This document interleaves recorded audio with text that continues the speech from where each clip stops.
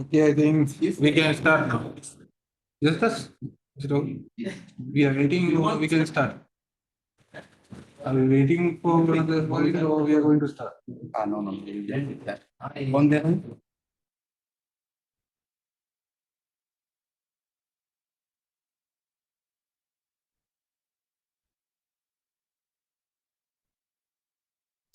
Yeah. Okay.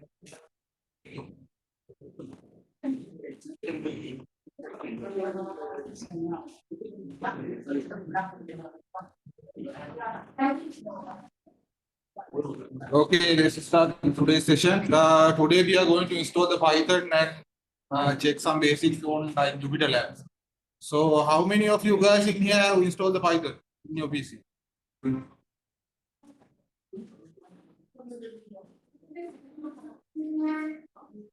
So, how many of you guys have installed the Python in your PC? You can raise the hand if you have installed the Python in your PC. Python. You installed. So today we are going to install you using Anaconda or Conda or any environment or just Python. Pure Python. So today we are going to install it using the package management because it will be easy. You know, if you are sending like I think you almost have like some Python notebooks or Python commands. But when you send it to a friend or someone, when he tries to run that same command in his PC, he will get some errors. It's because the libraries that you have used is mismatched with the libraries which were installed in this piece. So sometimes you can see the NumPy and those things have the version number with it. So if you are using an older version and you send your script to a friend, then he is using NumPy version just maybe 1.2.0 or something. And that guy is using the latest version, 2.2.0. So some of the commands comes with the NumPy change when it's upgraded. So the advantage of using package management is you can copy this entire environment and save alongside with your script. So that guy can install the same environment, go and go for create a new environment using this same specific version. So then that script will run without any issue. So it will be much more useful if you use a Python like package management tool like Anaconda or something. You can use like Conda or Anaconda. Both is fine. So then we will check how to install Python packages. These libraries like NumPy, Pandas, Xarray, and Matplot. How you can install using both. You can use either command line. Both is working. You can either use command line or you can use the Anaconda navigator. So the first thing is what is a package management tool I just described is managing the software libraries because it's in there. So if you look at the name, we call this package management. Package management means managing every package. So if you are doing some program, you are writing a script, it's better to save like create an environment for your like having a lab for a specific purpose. Then before you start your experiment, you need to import all of your libraries into your environment. Then you can work inside this environment. You can use this environment to simulate another task. And you can have another environment to simulate another task without using the same environment. So it will be much more easy. Sometimes if you use the same environment for different type of things, like plot a graph or do the analyze thing, you use the same environment. If you use the same environment, you will face some issues. Please We share can't your see your screen. screen. We can't see your screen. Those kind of things can be happen. So it's easy to use this kind of thing to manage your environments. So the next thing is easy. The managing part is the simplest thing. So the next one is how to install this one. Ganesh, we At can't the see your last screen. We class, I can't see your just asked screen. you guys to download this one. I don't know whether you have downloaded this one or not. I just asked you to download this setup. You can visit this site and you need to download the setup from there. So if you haven't downloaded that one, I have the setup file in my pen drive. You can copy it from there. If you don't have Anaconda installed in your PC. So how many guys haven't installed Anaconda in your PC? I mean this one.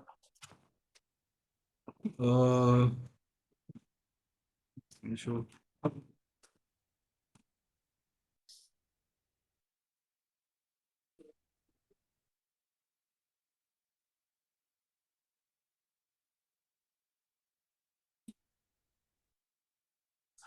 So how many of you haven't installed this one in your PC? Because we cannot proceed without this one. So you're opening the downloads? Yeah, you have to download this one. It's around like 1 GB. So it will take some time. That's why I asked you to download this one. So you have the opening there. Yeah, then if you have already downloaded, then you can open it directly. But if you haven't downloaded the setup file, you have to do the installation. You have this one in your PC or not? How many of you guys doesn't have this one in your PC? You have it. You just downloaded it.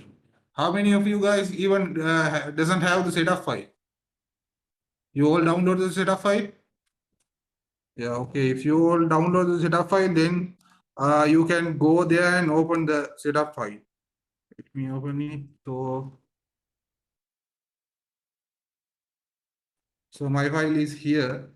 So you can see the version and the date is also mentioned in there. You can double click this one. And then the installation guide will be started.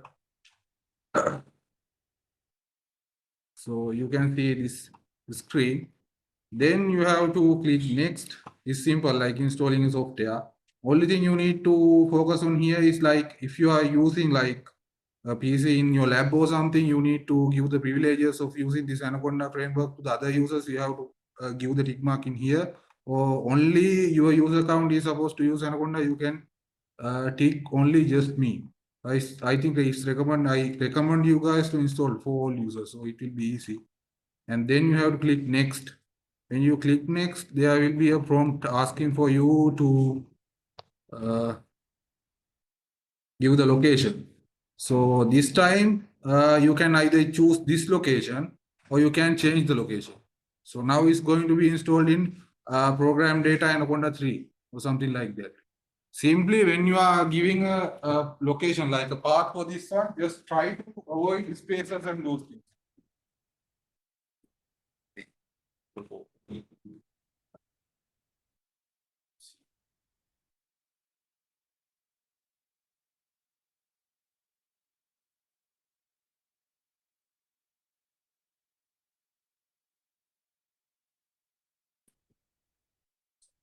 Okay, I think now you guys can see the screen.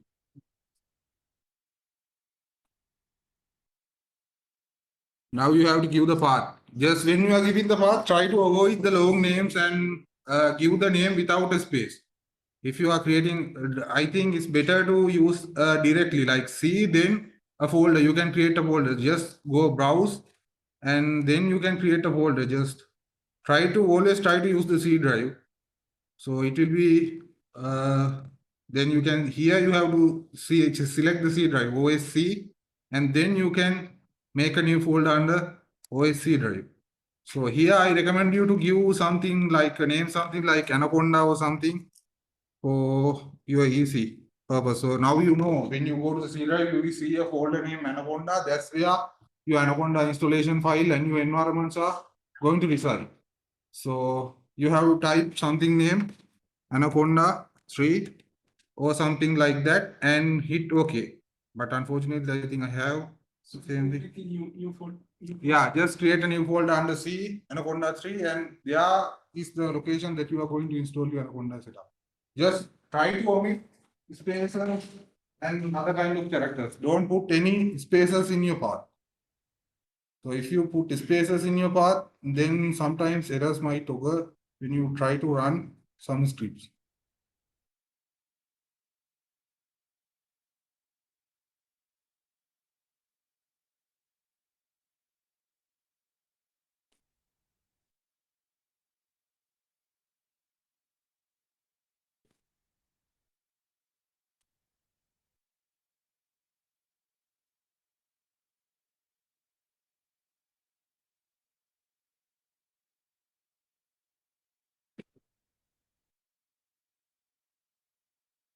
So it must be a C drive. Yeah, it's better to use this one, the installation in the C drive. Otherwise, if you use some any other drive, D drive or F drive, it will be crash sometimes. It's better to install everything in your C drive.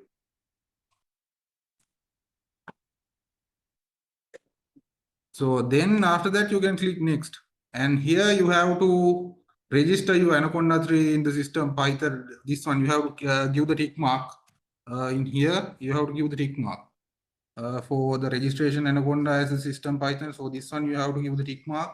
And also after installing the package, you can clear the setup file. So you have to put the tick mark into both of these locations.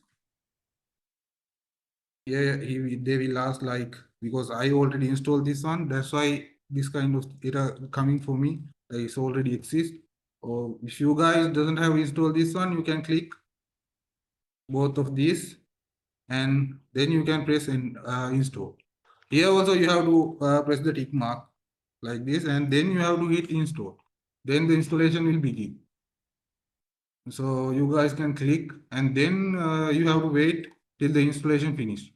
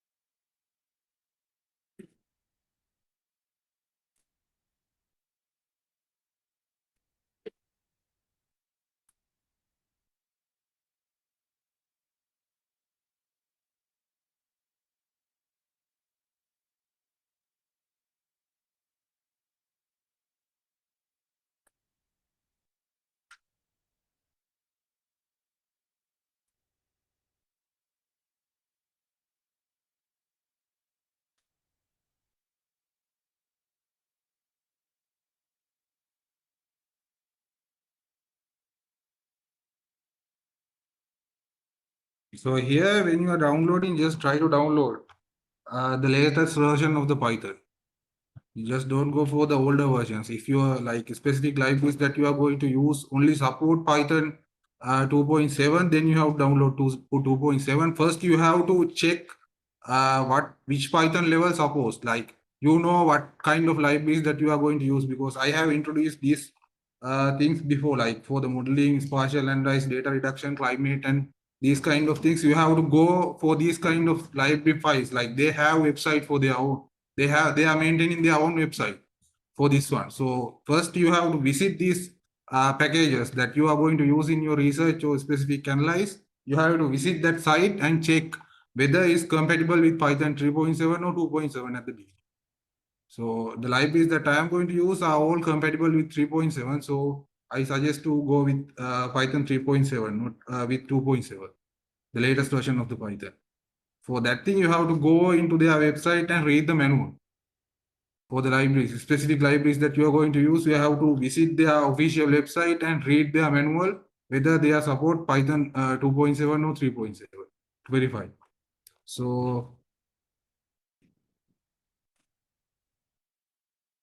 these are the guide to install this one. After you install, you will see an interface like this. If you guys have already installed this one, you can open this.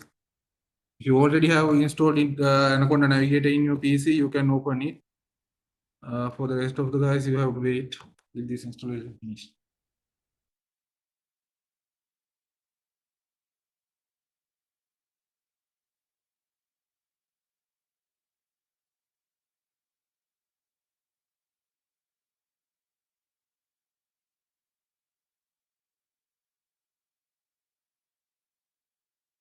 So how many of you guys have we used this one before?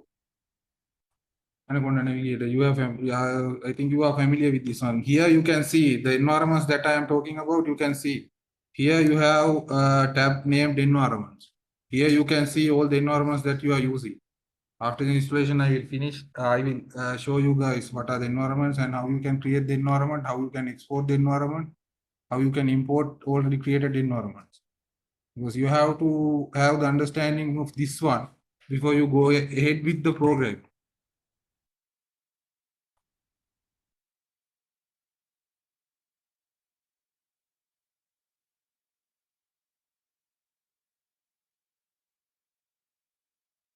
So the next thing is like install the Python via the packages via the command line. First thing we have to install Conda-Forge. This one is like we have to add this channel. Is where we can see a lot of scientific packages. Like we have default Python channel, but that channel doesn't include that much of data. We have to go for the Conda-Forge. You can search browse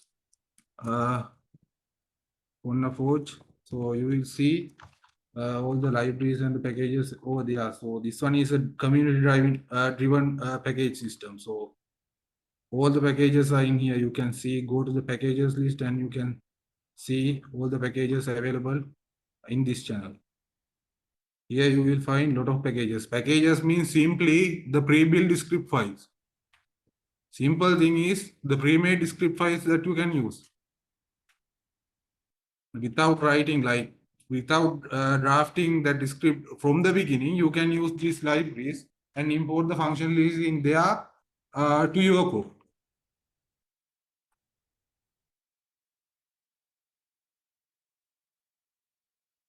So first thing we have to add this one into our channel list, and then we can create. When you are creating, like when you are installing packages, the simple command that you are going to use is conda install. So you have type conda install, then you have to give your package names. Like if you are going to use xarray, then you have to type xarray, and also you are going to use dask. These are the libraries. You have to type dask, and when you are if you are going to use netcdf for your data, then you have to type netcdf. All the libraries that you are going to install in your environment, you can type like this. And also when you are creating an environment, you have to type another command. It's like conda install. Let me type that one here. I just missed.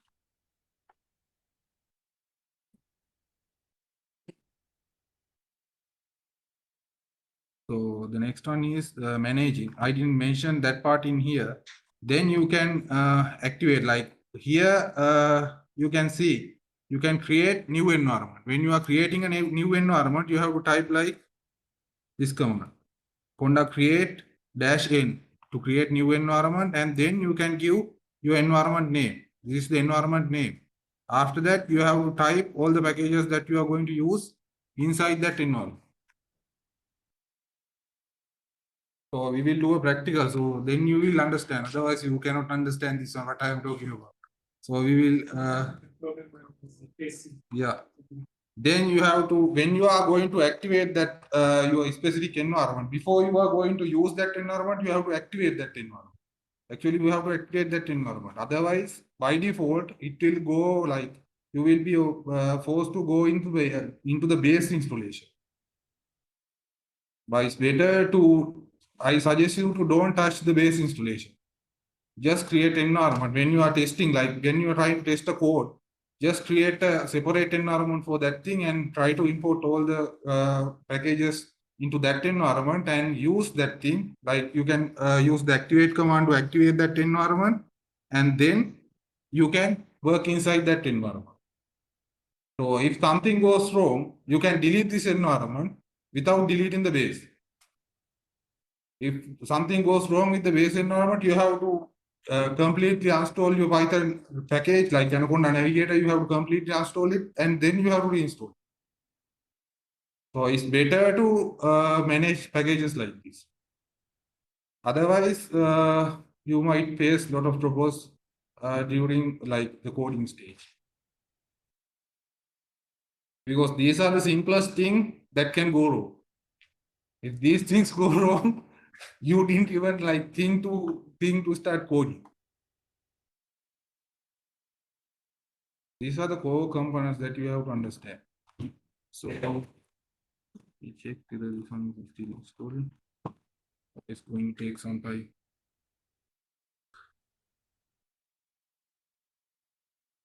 And then the next one, like installing the packages using the Anaconda Navigator. Instead of typing the commands like that, you can use this. You can interact with this visual environment, the GUI interface. You can go to the environments, and here you can see. So these are the environments, two different environments that I have created in here for this slide. For the screenshot, you can see there are two environments. One is for base, and other one is file listener. Like these two are two different environments that you can work with. So if something goes wrong with this, like this one, this is for the Python lessons that I'm going to teach you guys. So this is the environment that I'm going to use. And here you can see when you activate this one, you can see a green tab over there. You can see a green color tab. So that is the environment that you are currently activated. Is the active environment that you are going to use. So in this side, you can see all the packages which are installed inside that environment. So if you click this one, the base root, you will see some packages over there, but some packages are missing in PyLesson because I only install specific packages that I'm going to use for this specific course. But in the base environment, there are a lot of packages comes by default with Anaconda. So you can use those packages. If you are going to install some other packages like MetPy or something, you have to install them because those files are not in the base package.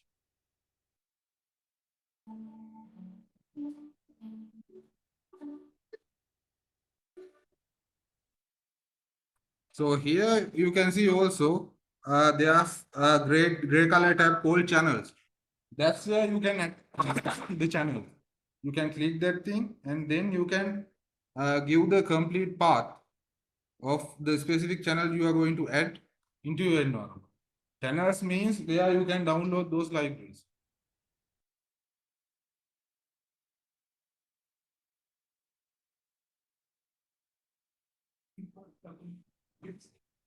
Yeah, if the installation is complete, you can click next.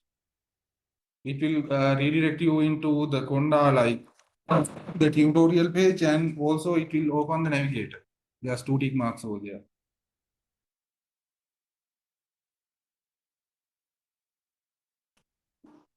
Now we have this language. Yeah, Should be 8 all of them. yeah.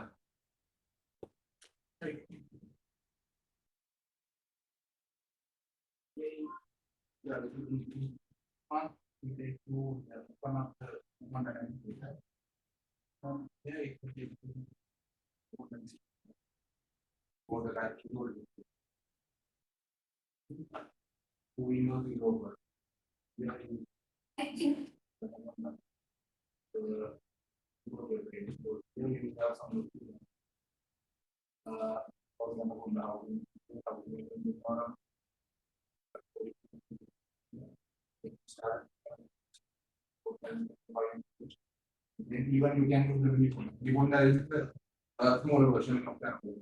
There are some packages reduced in the Conda, then because if you use the Python is around like 15 MB or something. But if you use this package manager, that size is around 1 GB, as you can see in the setup. But if you download the Anaconda version, it's omit some of the packages which are included in Anaconda environment, and it's the light version of control. Function keys are same.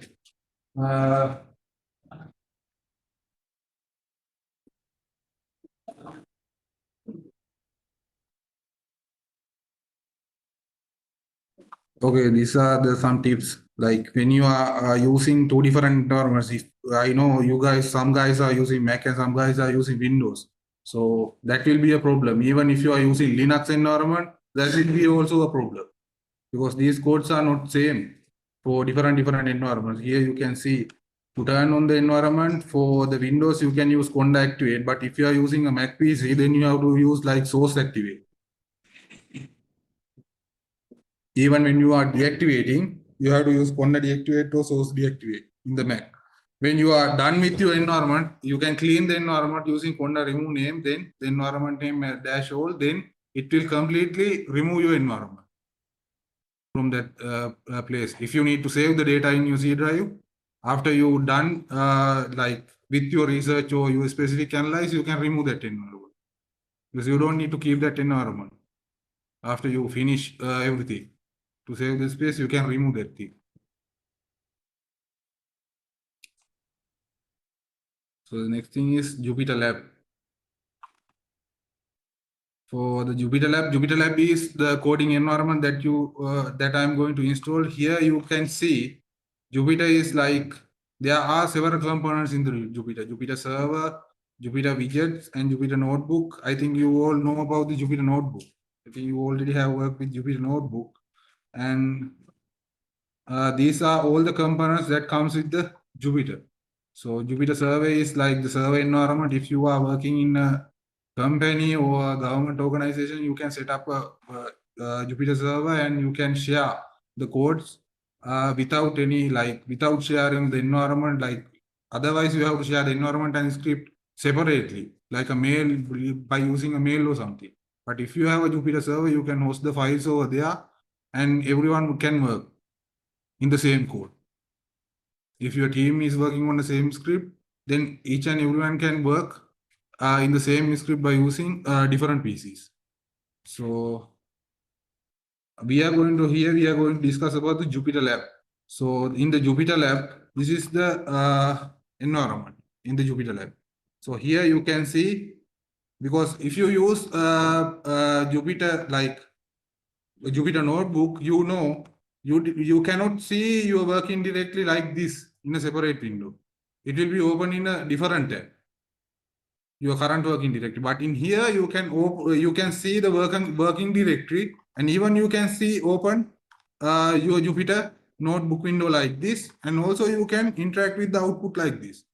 And also you have a window, you can open a window like this to see the help, like for a specific function. If you need to know if you need to see the help file of a specific function, you can have a window like this in Jupyter Lab. That's the advantage of using the Jupyter Lab. But if you are using Jupyter Notebook, there's no any functionalities how you can use, like how you can view the specific help file. You have to type like you import numpy as LP, then you are going to use some function, and after the function, then you have to put a comma like this. So if you hit like this and hit shift enter, you will see the help file of that specific function.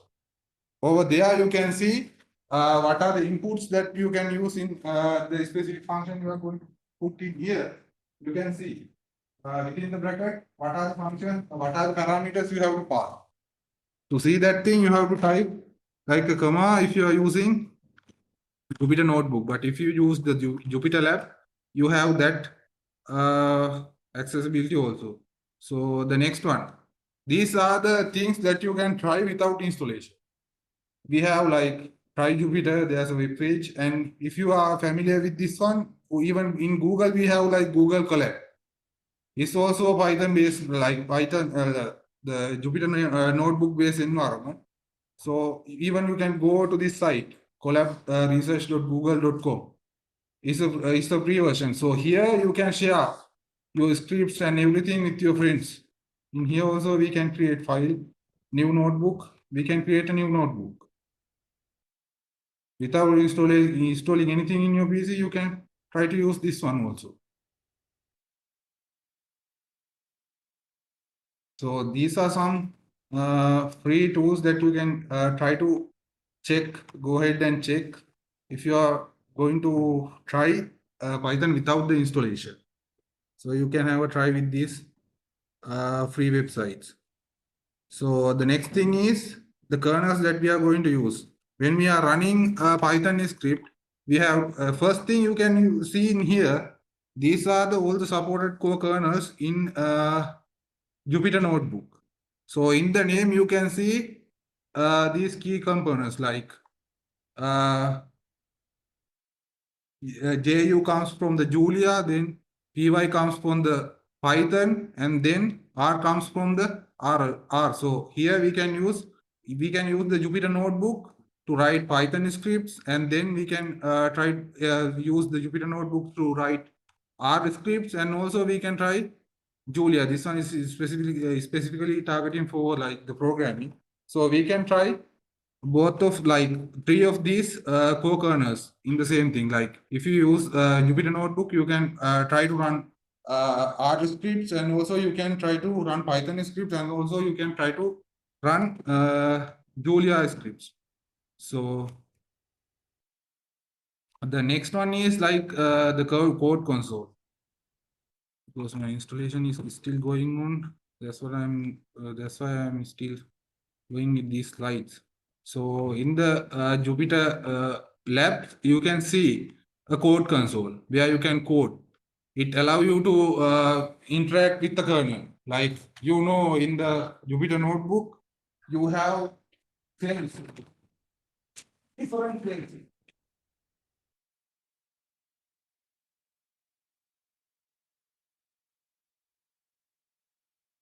The Jupyter Notebook, you can have a cell like this. You can type whatever the function that you are going to use, and there's a button named run, like the play button like this, or you can hit shift plus enter. Right, you can hit shift plus enter to run the specific script in that cell. So that's what the code console. In there, you can see like you can interact with your code. The next thing is the text editor. As you know, we have like if you use Python notebook, it comes from, I forgot the extension. If you are using the Jupyter notebook, the extension is like MD. But if you use a Python script, the script name will be like .p1. So these two are both the same, but in here you can use like markup elements and those things to mark your script file. And you can visually interact with this one. But in here, if you run a PY script, you cannot visually interact with that code line.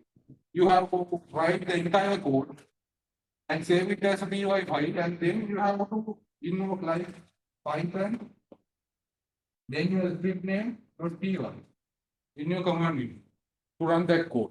But in here, also we have the facility to edit PY scripts. Like we can type PY script also in here. So the next one is the terminals. Because if you know, like we have the CMD is also a terminal, we can interact with our whatever the things in like whatever the built-in functions that comes with PowerShell or Windows CMD, we can use those functions by using the terminals. And the next thing is the notebooks. Also, we have the facility to use the notebooks inside this one. And also the other advanced thing in the Jupyter Lab is you can see the output format. We have a window to see all the output of the script that we are working with. Like just imagine you open up a CSV file or something. You open a CSV file or something, then you load this data into a Panda data frame. Now, when you import that one into your data, then your file name, you can view this data in the panel. In the Jupyter Notebook, in the Jupyter Lab, we have a separate panel to inspect this one without like typing print, then my data. Without using this command, we can view the data directly. After we run this line in our Jupyter Notebook, we will see our output named data, and then we can view whatever the data in our script. And also there are some formats that support, like you can view CSV data files and then the HTML files, JSON and Markdown scripts and JPG files, those things you can view. So this is the interface, the complete interface. So here you can see the main menu. Main menu is in the top. So we have file, edit, view, run, kernel, application, git, diagram, tools, settings, help, those kind of things. Like same like in Word, Excel, those kind of softwares. So the next one we have is the right side bar. Here you can see three different icons. So here first we have our working directory. Then we can try to stop and like work with the current working kernels, and then we have the menu here. If you use like markdowns, I think, have you used the markdown in the Jupyter notebook? Because you can use some like in Word, we can type something and make it as a header.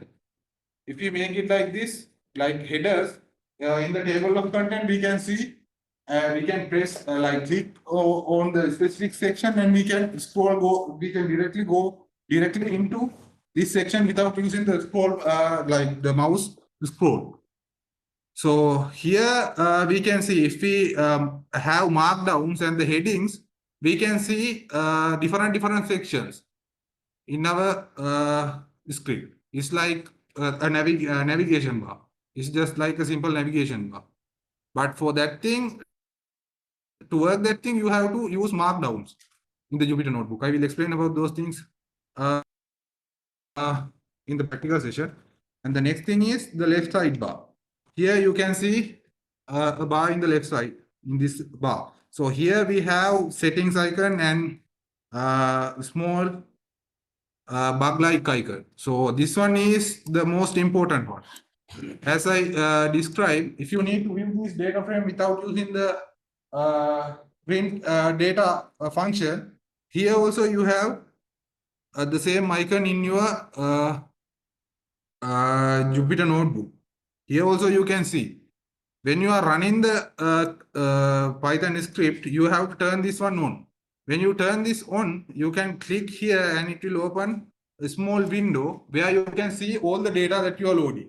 If you have worked with MATLAB, you can have a workspace, like you will see all the variables that you are importing. The data that you have import.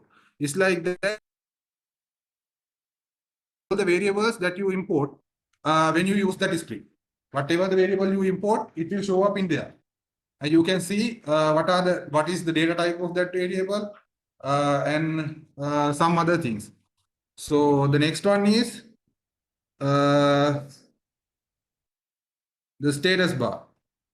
So here you can see all the status, which kernel is running and what are the things that are going on behind the scene. So the next one is the file browser. Here you can like this one is to check for all the scripts. If you are in a working folder like notebook or something, to create a folder name notebook.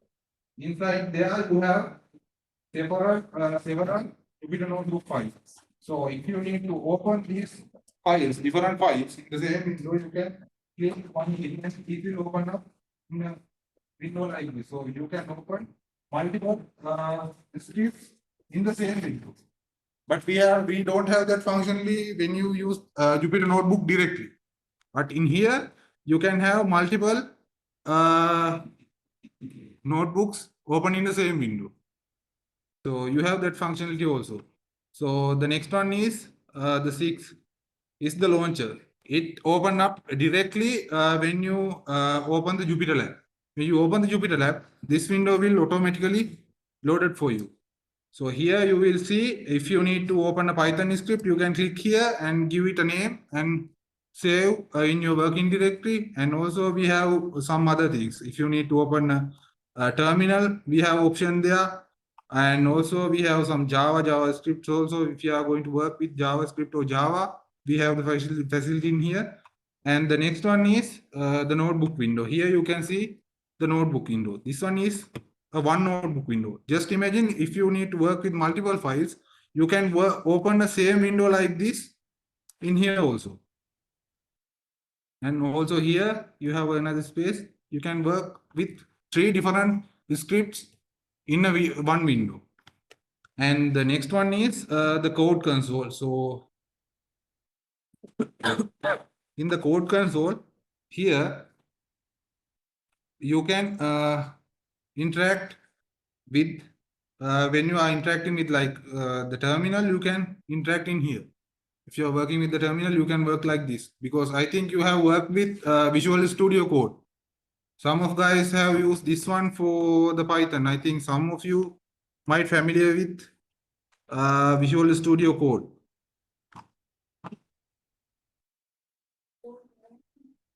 This one. So if you are familiar with this, you know, when you open a file, you will see, let me open the script file. So here,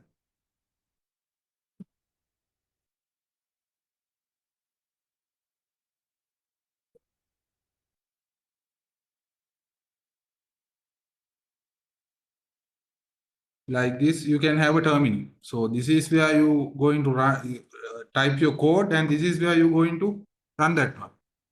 Like this, we have the same functionality in the Jupyter Lab.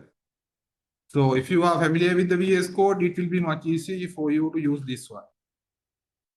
And then we have the command palettes. Here, whenever you don't know about the like command that you can run, you can type here. Like the first letters that you are going to use. If you are going to use a specific command, you can just type the first letters of that specific function, and it will give you some details about like the shortcut keys and those things. You can for those things you can use this search bar. It's the command palette you can open from the main menu. So this is what I'm talking about. Like you can open 2 different Jupyter notebooks, and also you can open a terminal in the same window. So it will be much easier for you. Just imagine you are inspecting one script and you need to get some codes from that script into your own script. So you can open that script over one side, and you can copy whatever the content to that side, the left side window, and you can paste it and try to run that code, whether it's working or not. So when you are trying to learning, these things will come in handy when you try to learn something new. So this one, the file management. And then the sharing of the notebook.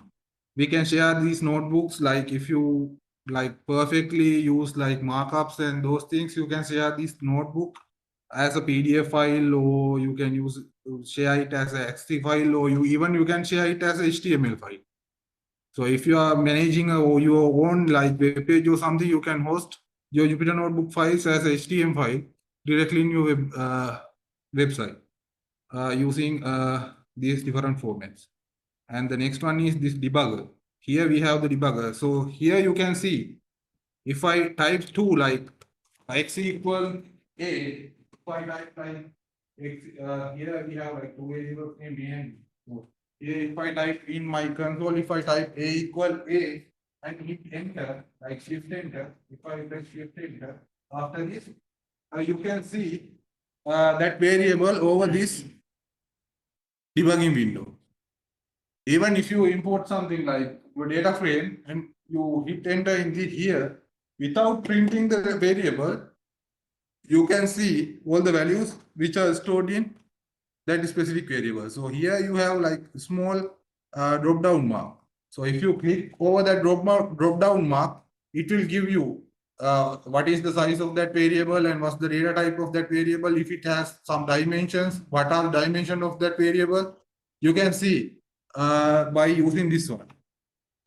So this is the main advantage of choosing Jupyter Lab instead of Jupyter Notebook, because it has more functionalities and it will save you some time.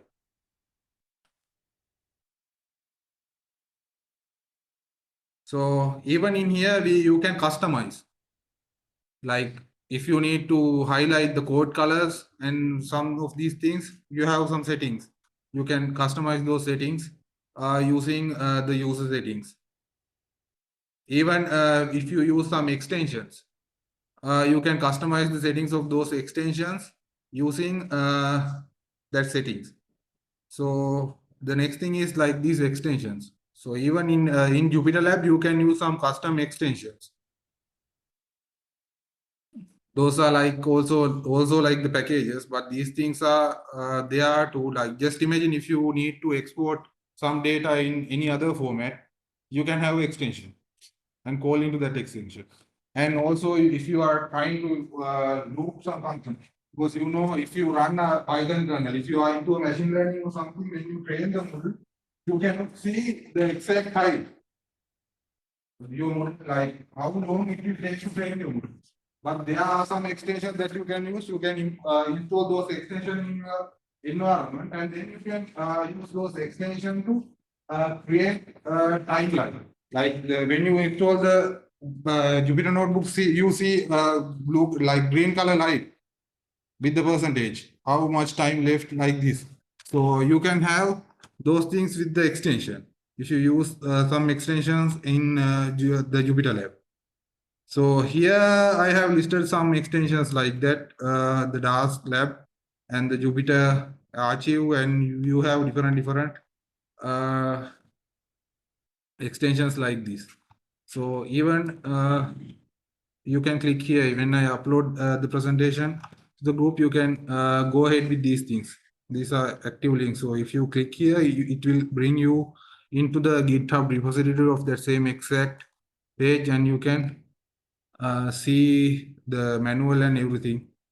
And if you need to read further about the Jupyter Notebook, these are some links that you can go ahead to read on the Jupyter. So you can go ahead with the tutorial here. Install. So here after the installation, you will see a window like this. Launch Anaconda Navigator and getting started with Anaconda Navigator. So here, if you click finish, it will open the Anaconda Navigator while it redirect you into a web page where you can see the manual of the Anaconda distribution. So here is opening up the window. From if you go here, you can see in the bottom here you have a section called Anaconda documentation. So if you go here, you can see all the information that you need to know, like how to install and getting started with Anaconda. If we also have a smaller installation file named Miniconda, you can use either Anaconda or Miniconda for your specific purpose. So here also they mention all the packages that are come default with the Anaconda. If you are using the Anaconda this version 2024 January 1st, the February 1st update, if you click here, you can see all the packages that are coming with your Anaconda installation. So here you will see all the packages and the libraries that are included in that Anaconda specific version. And here also you have the version number also, Linux version or the Windows, which is the version that you are going to use for these specific functions. So here, if you go with the getting started with Anaconda distribution, you can also have a look at this side, because here you have some examples how to create a simple script and how you can run a simple script and how you can open a Jupyter notebook and how you can close the navigator and how you can work with the command line. So here also we can use Python like this, the command line, simple command line. If you have attended to the NCL training, we have like without writing the scripts, we can interact with the Python directly like this. So those are some features that we have over there. So my navigator is still loading.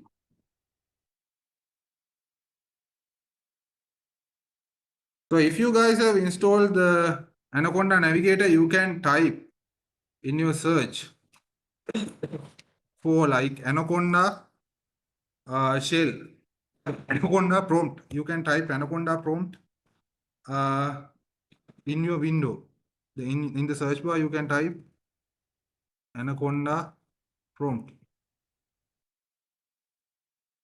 When you type Anaconda, you will see something like this.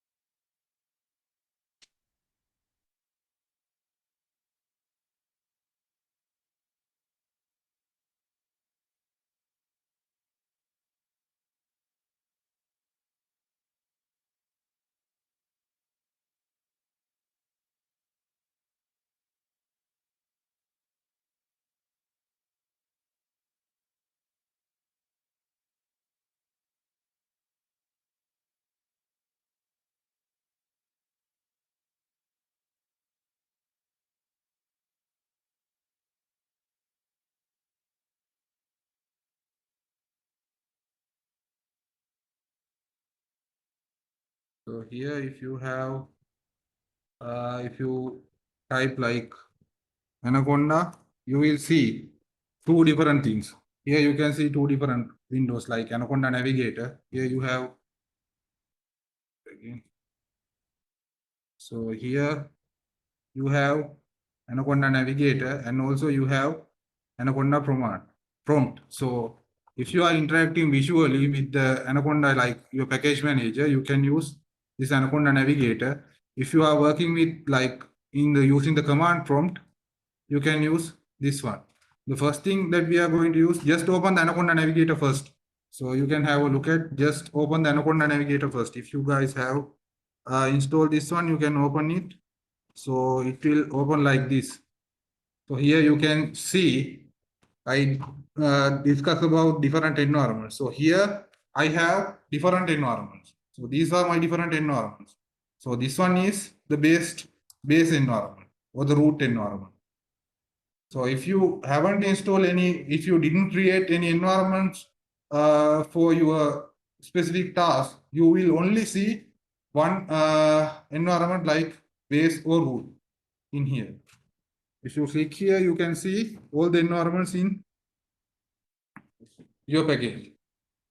You will only see one environment if you install this one brand newly. Because I already created some variable environments, I can see the list of all the variable environments that I have created. But here you can see when you are changing the environment, it takes some time to load whatever the things that you have installed in that environment and the other things. So if you need to have a look at like a list of your all the environments, from here you can go to the environment, the second tab. If you click here, you will see all the environments like descriptively. So here I have the base, the root environment, and other environments like this. So if you only have one environment, you will only see one like this. Now you can open the Anaconda command prompt. Just type Anaconda. So here, from here, you have to open the Anaconda prompt. So now we are going to create an environment using Anaconda prompt. Without interactive in the visually, we are going to use some codes to create an environment and load some packages into our environment. So if you click here, it will load you, it will open up a familiar like window like the CMD, like a CMD window like this. So here you can see now the activated environment. So here you can see base, then whatever the path that you are currently working. So if you see base over there, that's the active environment, currently activated environment.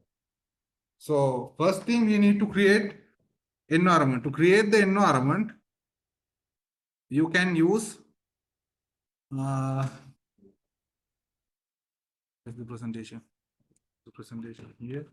So to create the environment, you can use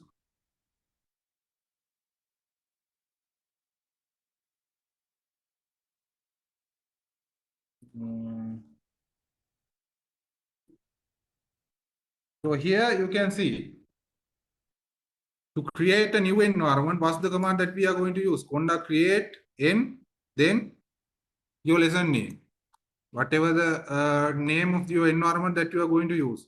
So the simple command will be like, let me open Notepad. So it will be like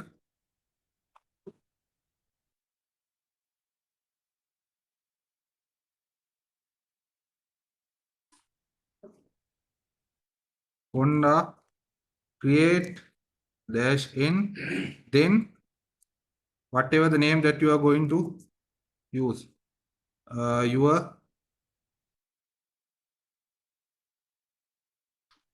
your environment name.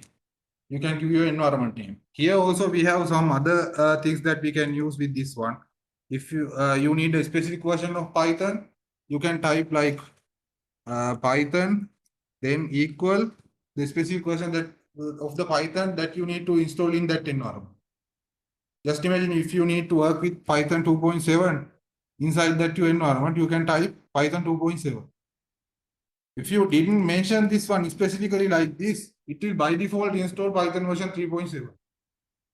Whatever the version that you have downloaded from the website, it's like cloning the same environment, like clone of a base environment. So then after that you have to type with the spaces, you can type all the packages. If you need to xarray, if you need to install xarray or something, you can type xarray. And if you need to import like pandas, you can type pandas. And also you need to import numpy, you can type numpy. So those are all the variables, like all the libraries that you are going to install inside your environment.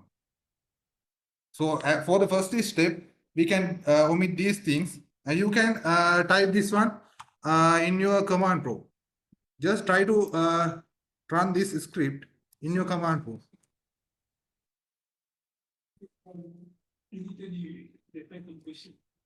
Yeah, I deleted it because we don't need to care about that one. If you are specifically working, if you need to focus on the Python version, you can type like the version. Python version also is like a prefix of create environment. When you are creating the environment, you can use multiple prefix. That's the one prefix that you can use, the Python version. If you need to specifically mention that this environment should be in Python 2.7, you have to name it like that. You just need to keep in your mind for that point. So here, when you are creating the environment, you can type like create, then space. First thing is Conda. You have to type Conda, then create space dash new. Then you can give whatever the name that you like. This is to name the environment that you are using.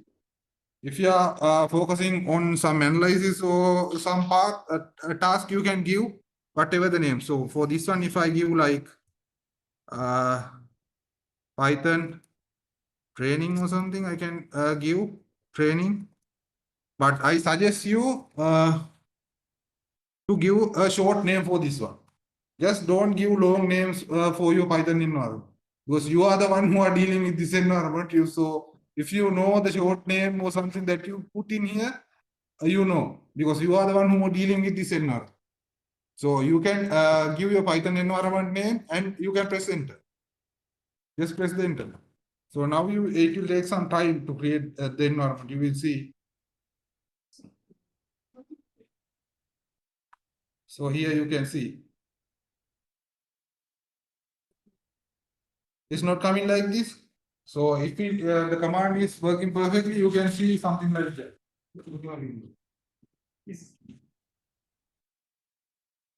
No, here the end should be like dash, not the underscore. Sure. Then you environment. So if you press enter, it will load like that. Yeah. What? Yeah, if you are making a like this, you need to have internet in your PC. You have to have internet.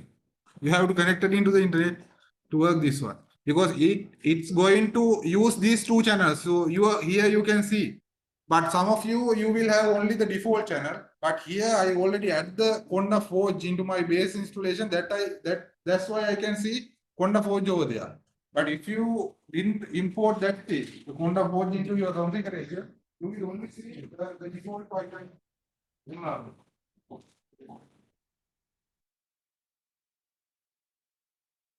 Yeah, you have to type white and hit enter. It will ask you to use that environment. So it's asking like your environment location. It need to confirm from you that this is the environment location that it's going to install. So you can see if you go open the file explorer in your browser and if you go to the users administrator.conda, then environment, it will create a name like this. And inside that folder, you can see all the necessary libraries that needed from your resources. That's like you want. Yeah, it's asking for your confirmation, environment location. So it's going to create your environment to this specific location. For this one, if you need to change the location, we can use the prefix in there also. Like you can type type like this. It's one Conda. Here we can give the specific path for environment. Yeah, instead of typing Conda, we can type the entire path. So we need to make that environment over there, over here. So here it's asking like by default is going to create your Python environment in this location.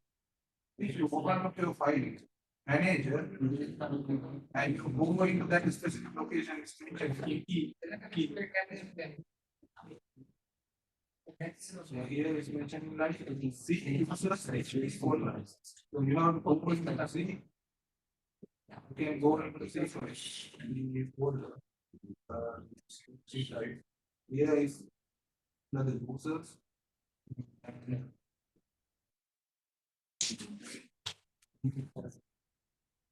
Users HP.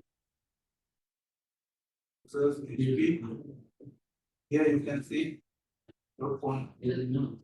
And here you can see the environment. So here is the environment folder. You can see all the environments from there. When you create multiple environments, create a folder here, name the specific name that you give, and install all the necessary libraries. Therefore, that's why it's asking you to confirmation. Like you can type here, why can internet?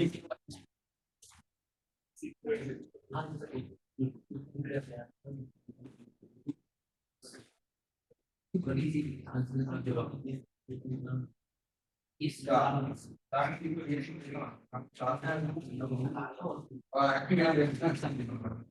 the command and when you like then you know this we can find. See, that would be environment experience.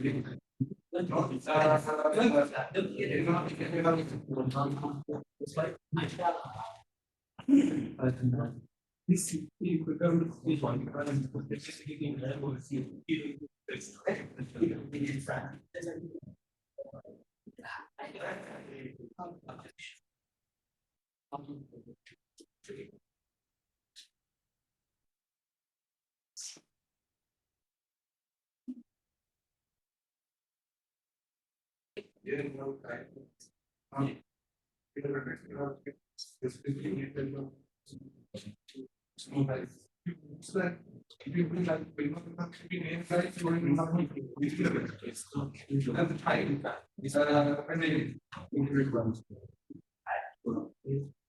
so change the location of my environment.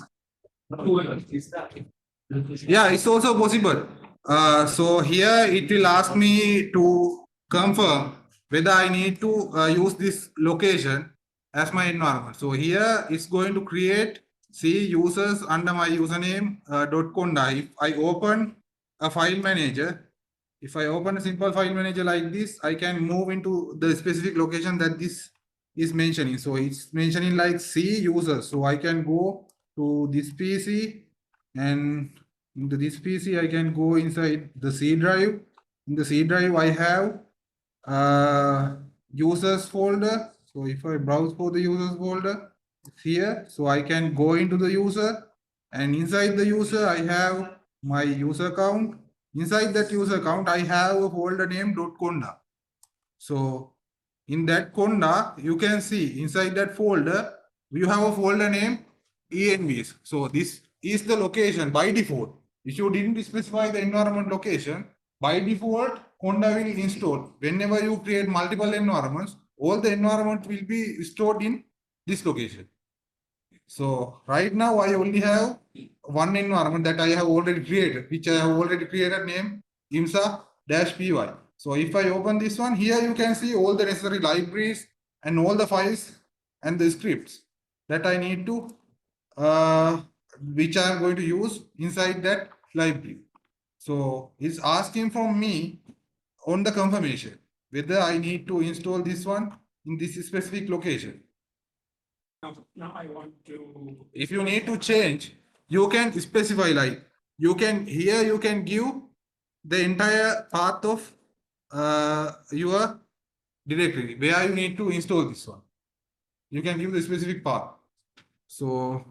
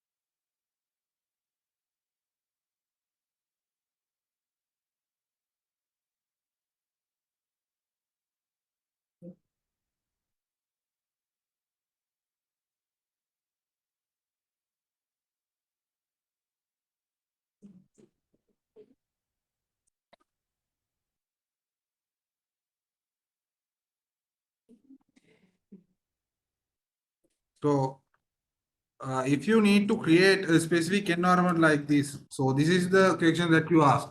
So if you need to specify a new environment, like a new in a new location, you have to use this prefix. So here we have, when you use the conda script command, we have a prefix. I just mentioned about something like we use -n. That means create a new environment. Here we use like -- prefix. After that, we need to give the exact path where we are going to create our environment and our environment name at the last. So we are going to create this one. Just imagine if I am using the same thing, like now my current location is C users Dinesh. So inside here, I have inside my Dinesh, that this folder, if I have a different folder name like environment, so Anaconda or something, I can give that specific path. So we can have a try. Just I will press yes and create this environment for the first beginning. If you need to specify this one, this is the command that you have to use. You can omit this Python 2.7 because it's like highlighting. You have to create that specific environment in that location, and it should be Python 2.7. The environment is using Python 2.7 to run the scripts. So you only need this command to create the environment. So it will create, if you use this one, it will create a test environment, test-env named environment inside the temp folder instead of using the Conda. So this is the command that you have to use. So okay, now here if I go into my code, now you can see I just hit yes. That means I just tell to the Conda this one, the function, okay, go ahead and create the environment in this location. So now if I go into my file browser and go into the inside into the environments, here you can see a folder is created named Python training. So this is the environment. This is the Python training environment. So here we don't have anything called libraries or anything because we didn't import anything. We just created the environment. We didn't import any libraries like X-Array or NumPy or Pandas. We didn't import anything. This is brand new, just an environment. So now if you, it's mentioning like giving you some tips. Now, okay, your environment is created. If you need to activate this environment, this is the code that you have to use. Conda activate Python training. It's like the first you have to type Conda activate, then your environment name. The default extension is like Conda space activate space, then you have to give the specific environment name that you have previously given. So if I need to activate that environment, I can type Conda activate, then my environment name, Python underscore training.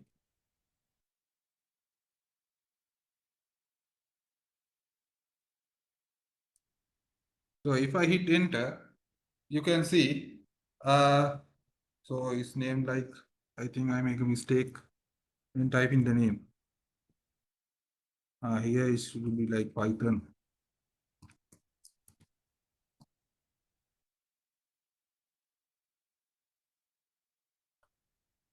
So now you can see in the front, instead of base, it changed into the Python training. So that means now you are working inside the Python training, not inside the Python base, not in your base environment. Now you are working inside the Python training environment. So here, this is, so if you need to visually see, like graphically see you all the environments, the command is like conda env list. So if you type this one and hit enter, it will give you all the environments that are currently installed in that are managing by your Anaconda navigator. So here you can see all the environments that are managed by my Conda installation. If you type like Conda env list, this is the command Conda env list. So if you type this one and hit enter, you will see all the environments that are currently installed. For me, I have base, IMSA PY, and my newly created Python training, and is highlighted by a asterisk mark. If there's a asterisk mark, that's the currently active environment. So currently, my Python training is the activated environment. So here is the like the command line the interaction. So if you go to the Anaconda navigator and you go to your environments, now you will see there's environment name Python library, Python training. This is the environment that I have created. So if I click here, if I click this environment, now I can see all the libraries which are installed in this one. It will take some time because it's loading. Here you can see that blue color line is trying to load. This one is depend on your computer specifications, the amount of RAM and amount of the processor that you are using. Sometimes someone can load this one fast. In some pieces, it will take some time. So you can go into the Anaconda navigator, and also from there also you can see all the environment that you have created.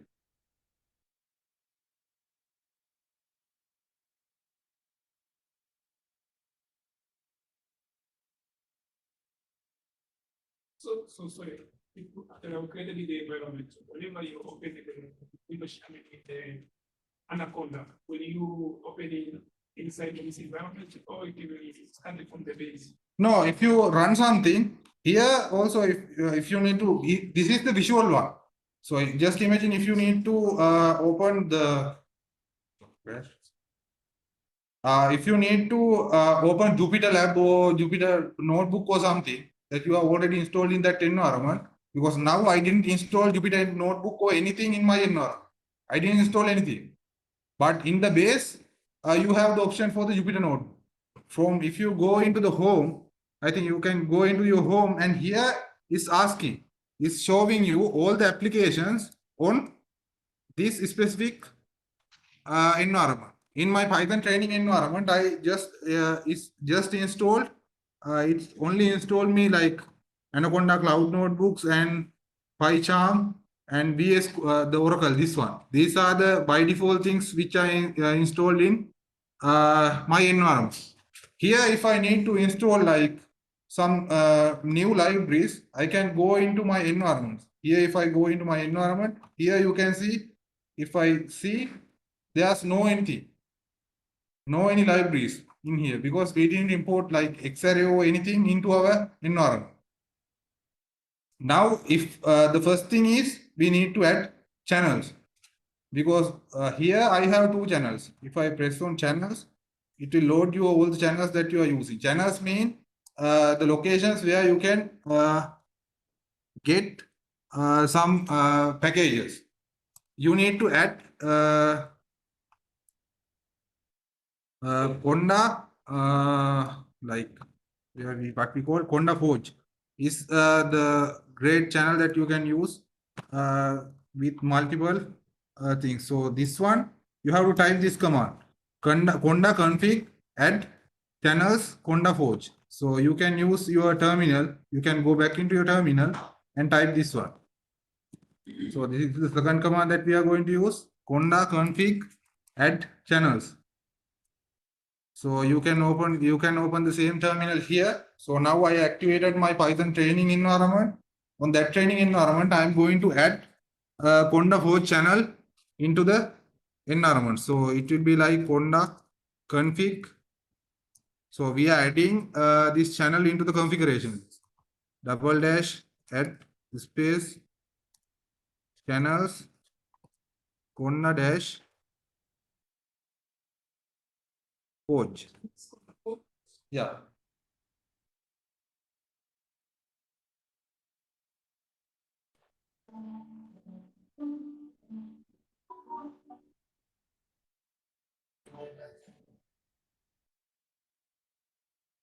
You can hit enter.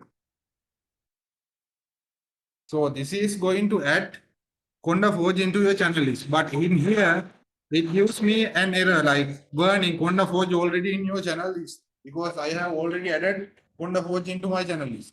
Because if you didn't add this one, you will see some successful message or something.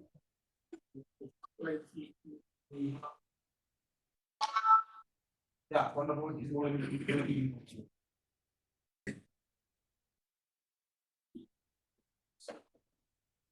Yeah, it's installed and moved into the row. Like when it's browsing for the packages, just like now you can use Conda install, then your package name. Whatever the package you are going to install. When you are like Conda install, then your library name, it will first look at the Conda Forge. This channel. First it will look at Conda-Forge, and then it will go into the second channel that you in your list, and it will try to download the libraries from that channel. Now you have to add some. Now okay. Now we have added Conda-Forge into your channel. To check the channels, here you can go into the Python training and you can click in this one here the channels. If you press in channels, now you will see two channels in your library in your environment. You will see like Conda-Forge and default. And the Conda-Forge in the top. No, default stated. It's okay, but in the script, because you have to restart your navigator. If you are working with the navigator, that's the problem. If you make a update or something, you have to restart your navigator. But if you use the command line, you don't need to restart it. Because the same thing can be achieved from here also. It's not moving into the other window. So now in here, there are two ways to install packages. So if you need to install Xarray, Xarray is a package. So here, just imagine I need to install Xarray. I can search like installing Xarray on using Conda. So by typing this, I can get the command that I have to use. So here they give the installation instruction, how I can install the Xarray.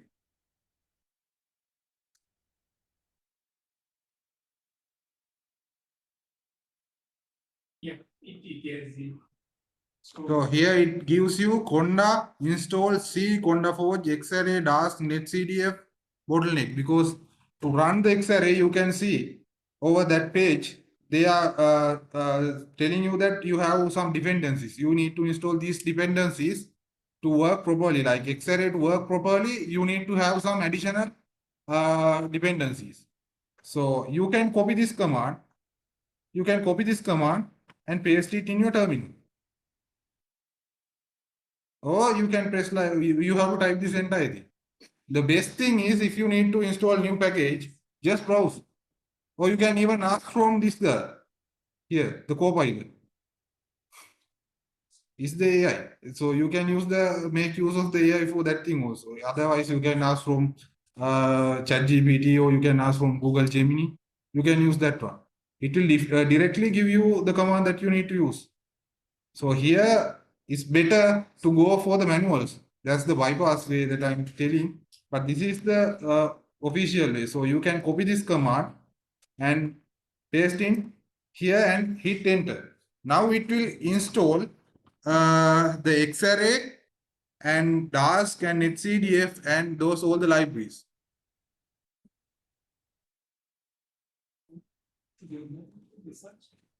No, you can type like installing X-Array using Conda. That's the simplest thing. If you need to install NumPy, what will be? You can type like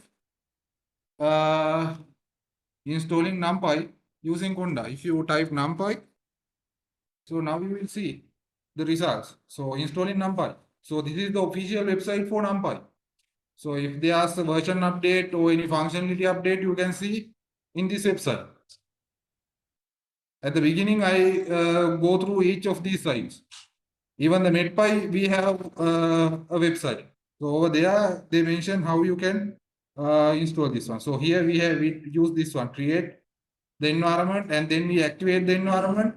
Inside that environment, we need to install NumPy. So this is the simple command, Conda install, because we already had Conda-Forge into the channel. So first thing, if you have multiple channels, the first thing is you have to activate the channel where you need to install NumPy. Just imagine right now we are going to install NumPy in the channel that we have created. But if you have another channel, first thing you need to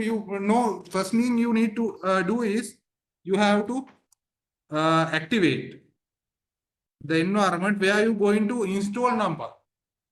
First thing is that thing.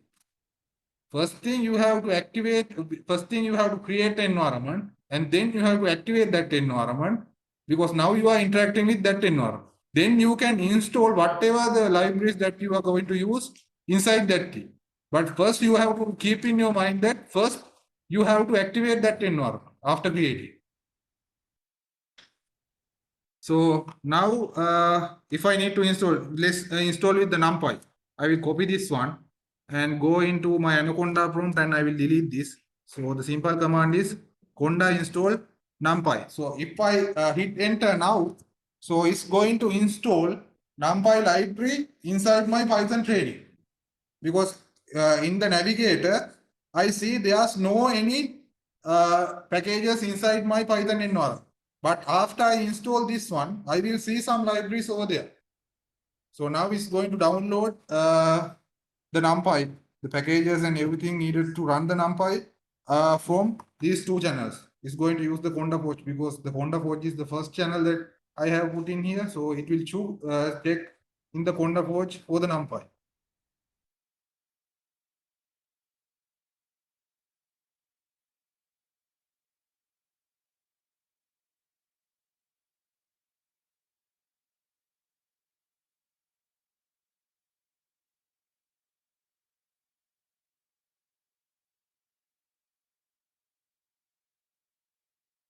So now he's collecting the packages and rolling the environments.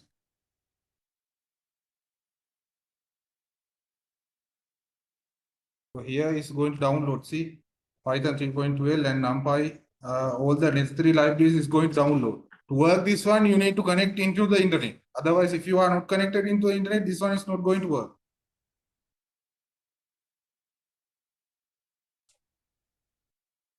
Even if you are going to use Carterpie, first you have to install all the necessary files to run the Carterpie in your specific directory. If you are going to use Medpy for your specific things, you have to install Medpy into your environment. First, it's like building blocks. First, you need to create your specific lab, all the necessary equipment.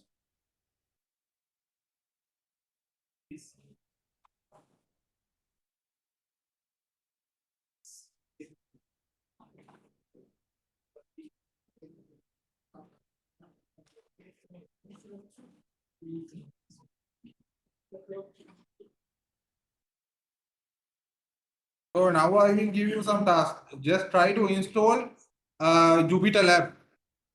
Jupyter Lab in your environment. You can try. You can try to install Jupyter Lab.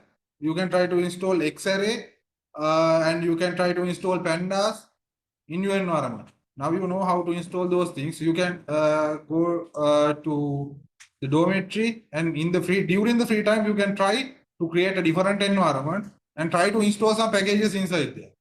Because we are not going to use them right now, we will use in future. But you need to know how. Because even when you download a script from anywhere, you are going to run that script without creating the environment, without importing the variables. The first error that you are going to see is this library is not installed in your environment or something. Then you know how to install that library. So now, okay, everything is done and is installed. So if I go into the Anaconda navigator and if I hit refresh, why is it loading? Here, if I click refresh, now it's going to refresh whatever the thing inside my environment. So after refresh, you will see some packages inside here. Or else you have to close the Anaconda navigator and reopen it again.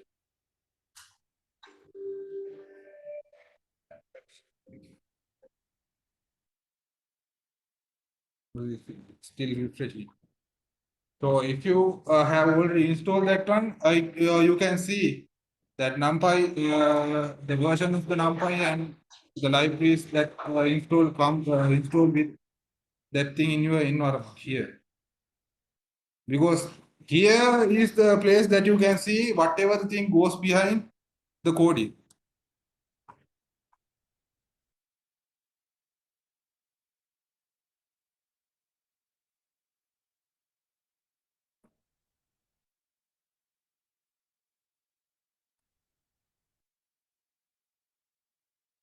So if I type like in the search packages NumPy,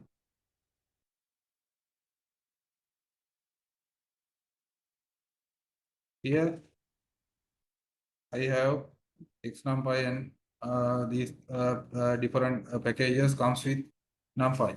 Also, you can use the Anaconda navigator to install packages. So here you can see all the installed ones. But if I need to install something like Pandas, I can search for here. I can use this one also. Here it will search in my default channels because if I here is filtering out all the installed libraries. But if I tick like not installed, now it's showing me all the available packages in those channels named Panda. So there are different things that I can install. But if you going to install by using this method, it will make some troubles because you have to download separate to work that Panda library. You need to have some dependencies. So you have to download all the different dependencies manual. That because of that, it's better to use this console environment because in here it's going to download all of these necessary files. All of these necessary libraries will be downloaded. Otherwise, you have to search for each and every these library files over here, and you can put the tick mark in here, and then it will you can press apply. That's the way that you can install libraries without running the command. But I don't recommend that thing. It's not recommended, but you have the option to do that one also. Now you can try to install Cartopy or NumPy because we already installed NumPy. Now you guys can try to install Panda and those libraries because here I have listed some libraries. So you can try to install Xarray or and NetCDF and Cartopy. You can try to install these packages. And even if you interested in MedPy, you can try to download and install MedPy in your environment. Are this like independent feature? Yeah. Some are working like a group. If you are going like here, you can see because last time we check for which one we check for the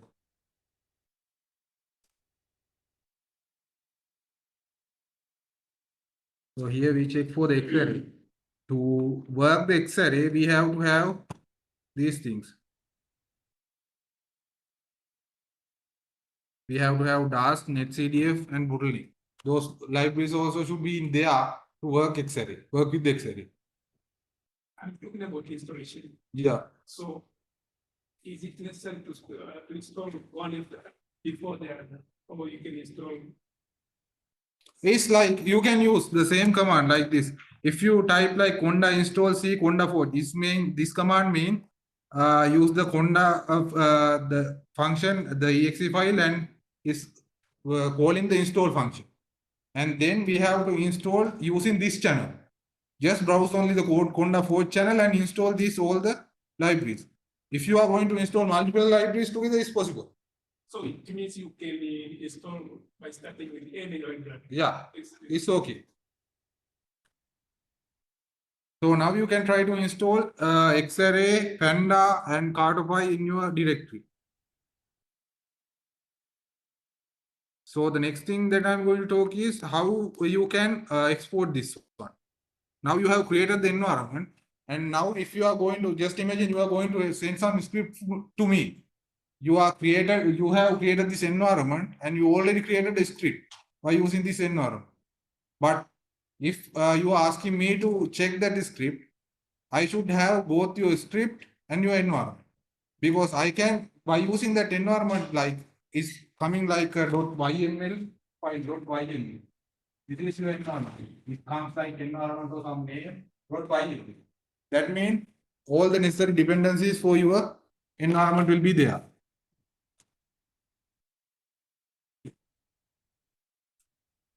For that thing also, to get that thing also, we have to have first we need to have the when we are exporting the environments, first we need to activate the whatever the environment we are going to export. Just imagine now I'm going to export Python training, the environment file for the Python training. I can use like Conda env, then export space less than sign, the greater than sign, and the environment dot yml. So if I hit like this, now it's going to, but you have to be careful. Now if I run this one is the command to export the environment configuration file when you need to send some that environment into someone. But you need to be careful. Here it will be created that environment Java file is created. And the C users rename. This is the specific location that is going to export that environment file. So if I hit enter, I can hit enter. If I hit enter now, it's going to generate that environment file. Now is already generated and is stored in this location. So now if I move into that location, is in C users Dinesh, so I have to go back. So here, if I go here, I should have a folder or file name environment.yml. Here you can see that file. So it's created in 2024, 4th, the 5th, and then the 8:42 p.m. So right now that file is created. So if I open this one, double click and open this file, I can see all the packages. See, here is mentioning like the channels that I have used, the environment of your name that you use in your environment, and then the dependencies, all the dependencies or the libraries that you have used in that location. Now you can send this one into someone, and he or she can clone this environment in their machine. They can create this Python training environment in their file. But there's a problem. Here you can see there's a prefix. Prefix means where this environment is going to create. But if I send this one into someone, he or she doesn't have a location like this. My username, then the Conda environment like this. So that we need to omit this prefix. And here also we can see some versions. After the version, we see some hash marks. So we need to remove these things before we need to send this YML file.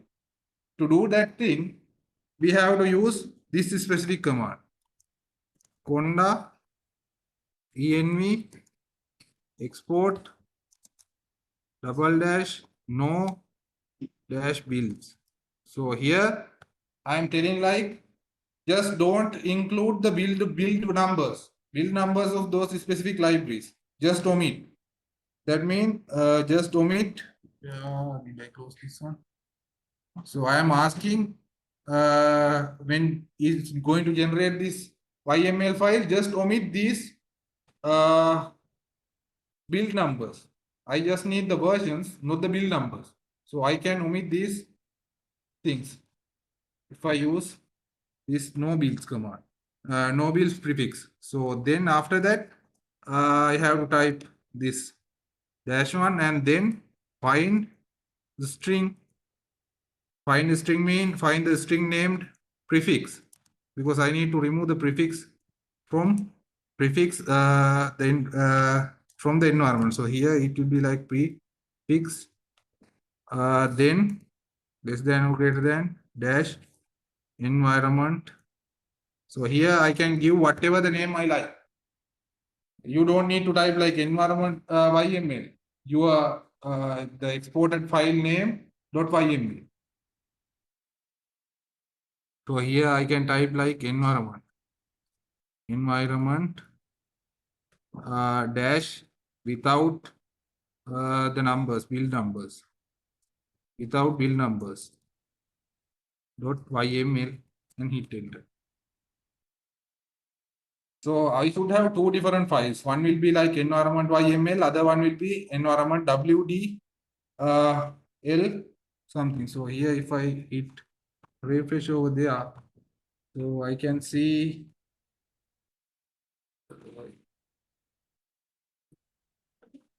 so here you can see two different files has been created. So if I open environment WB1N, here you can see only the versions are there. So if I compare these two files, if I need to compare these two files, so if I compare these two different files, you can see the difference. One file doesn't include these hash marks. And also it doesn't include the prefix or the path that is going to create. So here you can see the prefix is gone and these hash marks are gone. So whenever you need to send this one to someone, you need to do this modification. So the command will be this one. The command is this. For that thing, the command is this one. When you are exporting the script, this is the command that you have to use. Find strict prefix, then your environment name. Here you can give whatever the name that you are going to use. You don't need to type like environment. You can type whatever the name that you are going to give, the file name. This is actually the file name. File name .yml. So you have to specifically mention that YML file.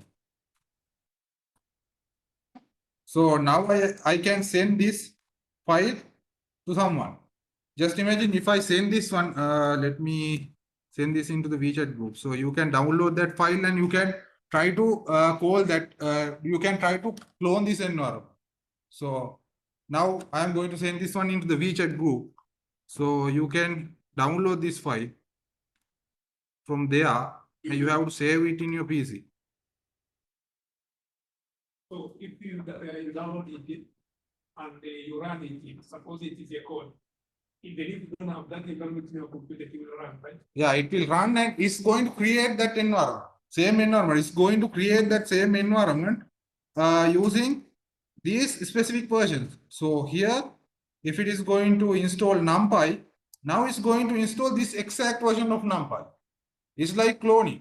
Now I send you this file, that YML file I created in the group. Now you can import this one. To import this one, you have another command.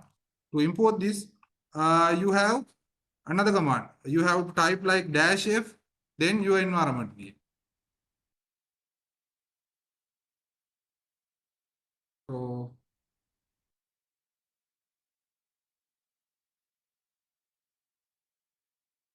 let me send this file into the group. So I will send this YML file. This one into the group. So now you can download that file and save it somewhere in your PC. From there you can download this one and save it in somewhere on your PC.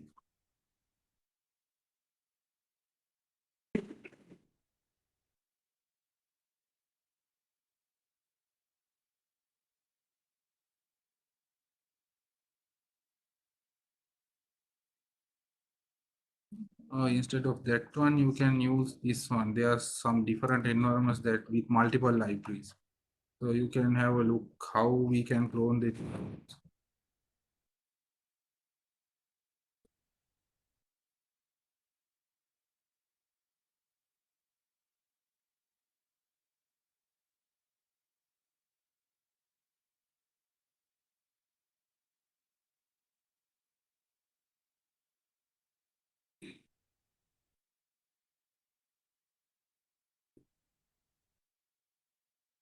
So this is also another environment. So here I have a name called Earth Science Visualization, and I'm going to install the Python this version and the Cartopy, Dask, Matplotlib, NetCDF, all the dependencies. I will send this one.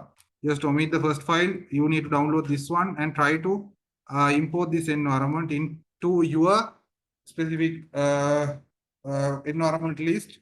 So it will create an environment name like this in your PC. When you run this script, I will show you the command. When you run that script, it will create an environment name, this same environment, and it will install all the packages. If it is going to install the Cartopy, it will install this version of the Cartopy, not the latest version. So now if I send whatever the code I am using in here, you can use that code without any issue. So I have sent you that file. If you have saved that thing in your PC, you can go for the command. The command will be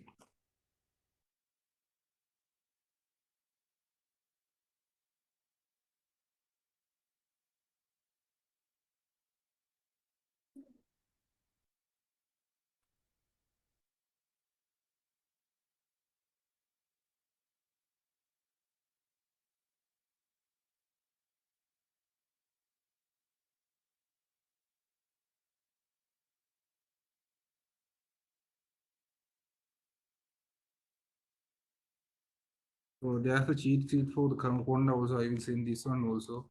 So you can use that cheat sheet. When you are using Conda environment, you can use that cheat sheet. So there you will see some scripts to deal with the Conda environment.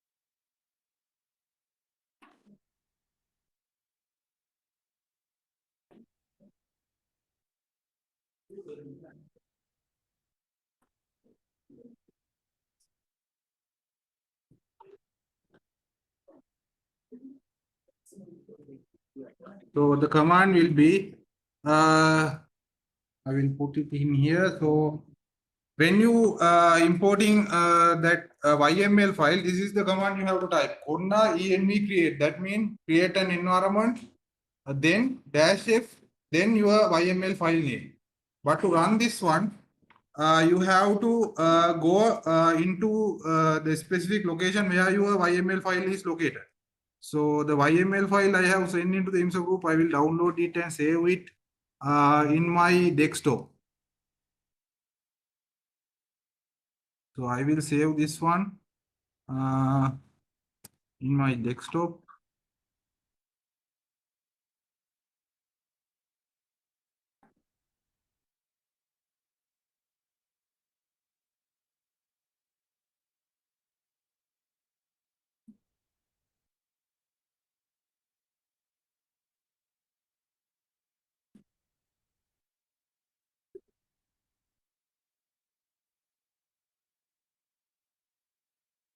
If I go into my desktop, I have the XML file, YML file that I have sent into the group.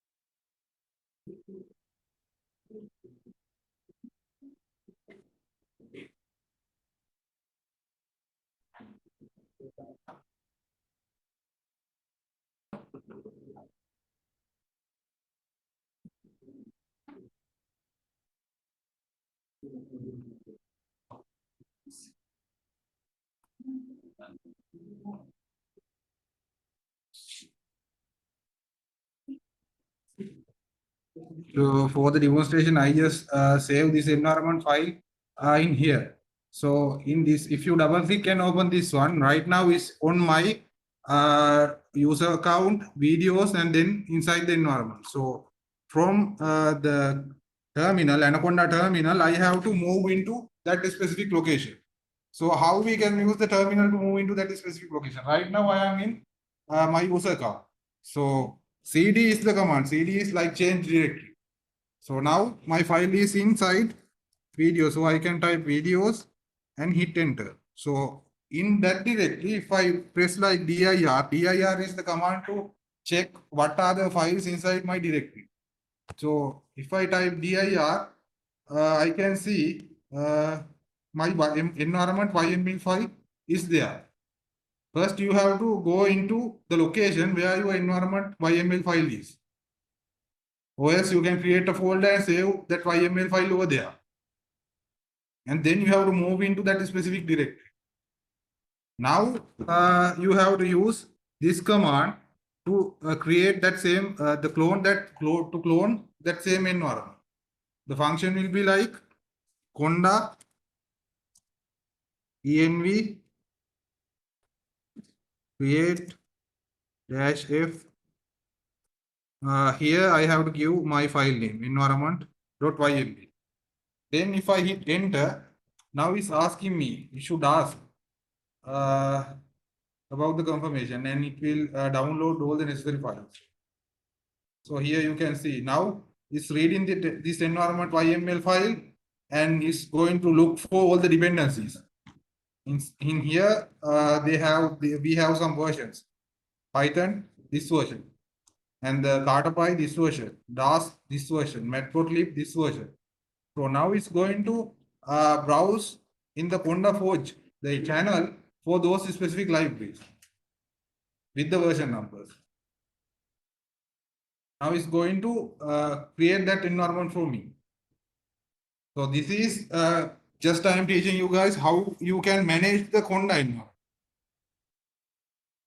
After that, we can go for the Jupyter Lab, because now you know how to manage different environments without having the conflict. So if you don't have, because the time is out, we have like another half hours, go like 9, almost 9. So you can try this one in your home. You can try to create this environment. like the environment YML file that I give, you can try to create this environment. So after you run this one, you will see environment named here we don't have that name. You will see an environment name Earth Science Visualization. This one you will see a name Earth Science Visualization environment, and you will see these packages are there. After this command run, you will see. You can do it in your home. So now it's going to download and extracting the packages. So now you will see whatever the packages I mentioned here is going to be downloaded over the internet. To work this one, you need to have internet in your PC.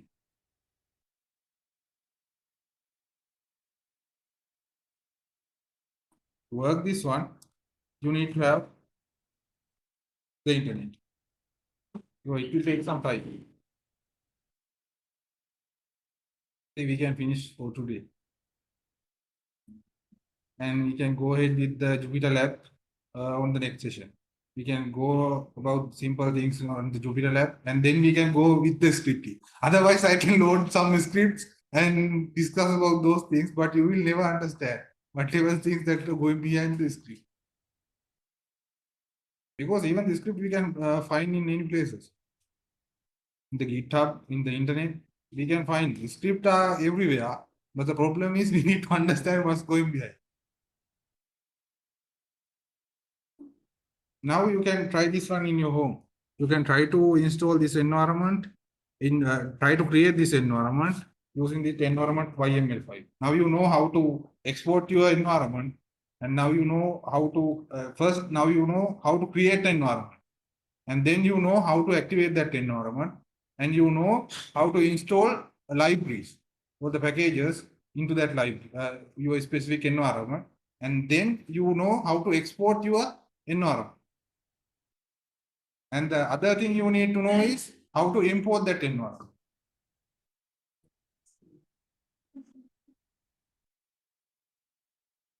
So here it will take some time. So you can try this one in your home, because it will be like same. It's going to open a window like this, and it's going to download each and every package. And at the end, it will say like preparing transaction done, and it will pop up like that thing blinking.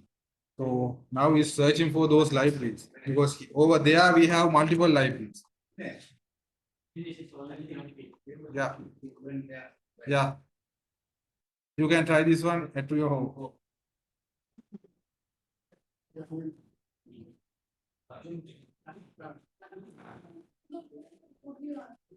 So between getting the and using CD in moving to the folder. CD is like changing the directory. It's the Windows command. It's not a Conda command, it's a Windows command. When we are using the command prompt to navigate between different folders, we have to use CMD. In the Ubuntu, we use MNT. In the Ubuntu also, we use CD command to change the directory. Because I use that one, because of this, I have sent this environment file to the WeChat, right? But I need to locate this, save this environment in somewhere in my PC. Because to run this one, I need to be in the same location. Now I am in C user Dinesh video. Over there, I have this file. See, environment.im. So even if I use CD, I will still be in the same file. Yeah, because I save this one. Just imagine now I am going to save this file. Environment.yml file. If I need to save this one in a different location. So I can save this one instead of Windows. I can go to the desktop and create a file. Over there, a folder, and inside there I can create the environment, IMSA environment or something. Conda environment, I will type like Conda environment.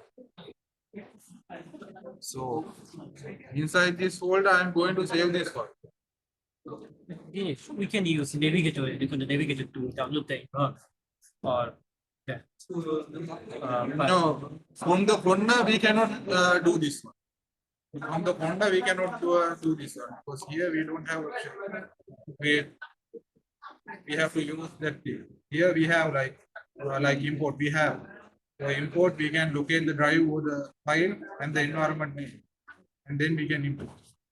But if you use it the command line instead of this, sometimes it might conflict. So the best way is to use this one.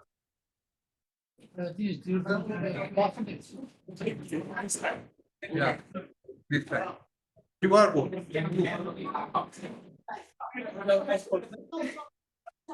Jala, just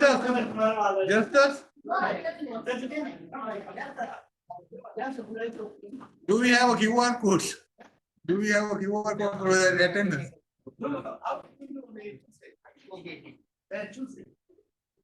President send me a QR code.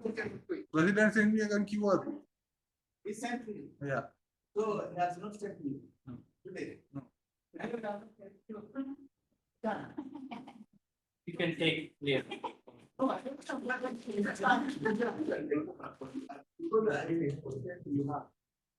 don't have a QR. Oh, we are going to use the same QR code. Yeah. Are we going to use the same QR code or different one? But I know. Yeah, I am not that way.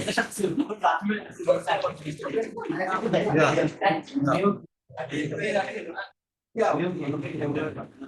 Because I don't have that code. No, if I put one, then I keep it. No,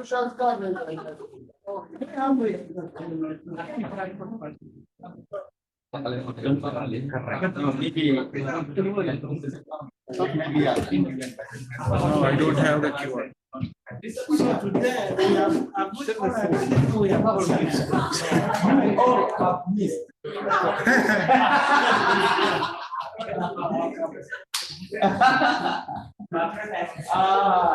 Don't worry. I'll do the picture of this class. I know your face. I've taken the picture. So I have a question. How can you remember? No, this? no. Let's have a second. Let's have a second. To make it easy, let's have a second. Okay. And you can put it in the group.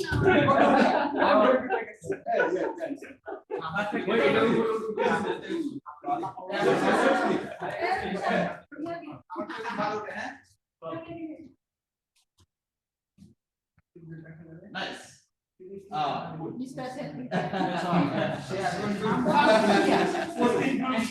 are not there. Okay. Yeah. I'm telling you, personally. Let us take our own. Because we are not there. Okay.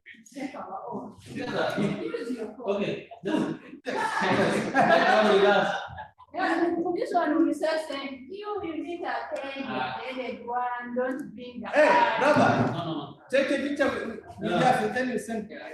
Yes.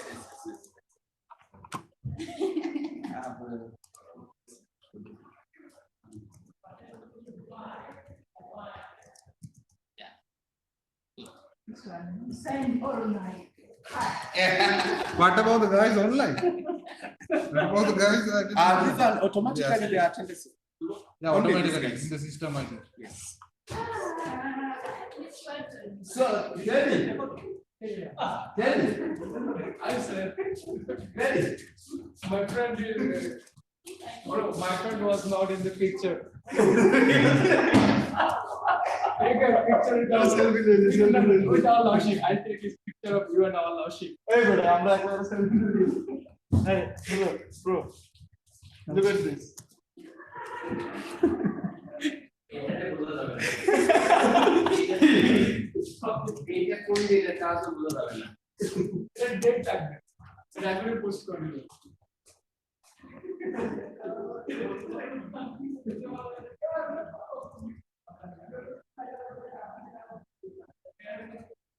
Excuse me, is the meeting over? Can we exit?